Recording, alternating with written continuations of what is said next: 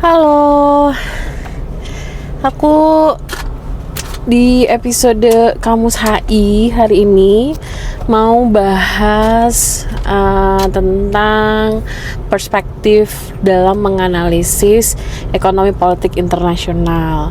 Setidaknya ada 3 perspektif besar yang sering dipakai begitu ya, dan mungkin nanti aku mau bahas satu-satu.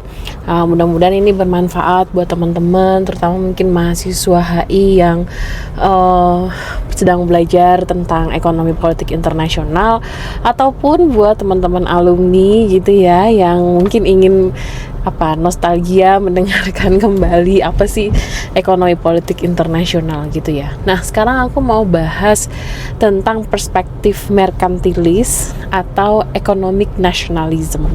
Ini yang sering kali dipakai. Apa itu merkantilis? Sebenarnya kalau dari yang aku pahami begitu ya, nanti aku kasih referensinya juga di bawah.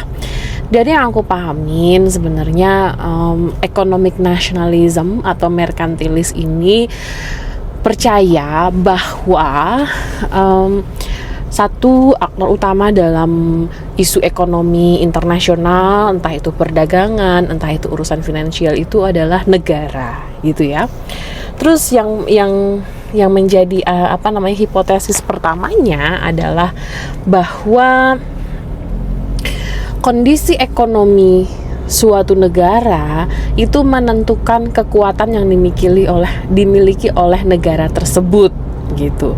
Jadi economic power determine the economic wealth gitu ya, kesejahteraan negara mempengaruhi atau memutuskan national powernya seperti apa. Gitu yang pertama. Sehingga merkantilis ini melihat bahwa kebijakan ekonomi suatu negara, kebijakan ekonomi internasionalnya, entah itu kebijakan perdagangannya atau kebijakan finansialnya, itu harus dilakukan untuk satu, memenuhi kesejahteraan negara. Karena kesejahteraan negara itu, semakin sejahtera negaranya, maka akan semakin powerful. Itu yang pertama asumsinya. Lalu asumsinya yang kedua adalah merkantilis ini melihat ketika negara ini melakukan perdagangan, maka perdagangannya itu harus surplus. Kenapa? Karena tadi perdagangan yang surplus akan meningkatkan kesejahteraan ekonomi negara tersebut dan akan mengakumulasi kekuasaannya gitu ya, political powers-nya. Sehingga kalau perspektifnya merkantilis, dia akan mendorong kebijakan-kebijakan yang tidak mau rugi, istilahnya kalau dalam berdagang gitu harus surplus.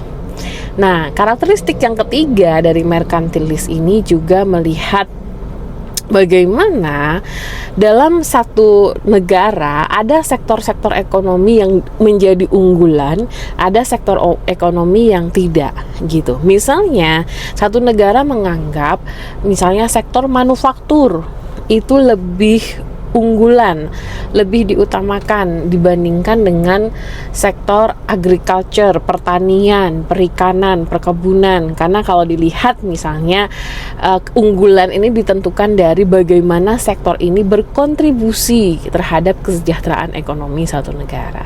Nah, itu kira-kira 3 perspektif gitu ya, 3 asumsi yang ditawarkan oleh merkantilis ini, atau sekarang disebut sebagai economic nationalism. Jadi kalau misalnya teman-teman ingin menganalisis satu kebijakan negara, Anda bisa lihat dari motivasinya kebijakan negara tersebut dalam melakukan perdagangan. Misalnya apakah perdagangannya boleh harus surplus atau boleh defisit gitu misalnya, atau misalnya apakah kebijakan sektornya gitu dibagi antara sektor yang unggulan yang berkontribusi pada kesejahteraan ekonomi atau tidak.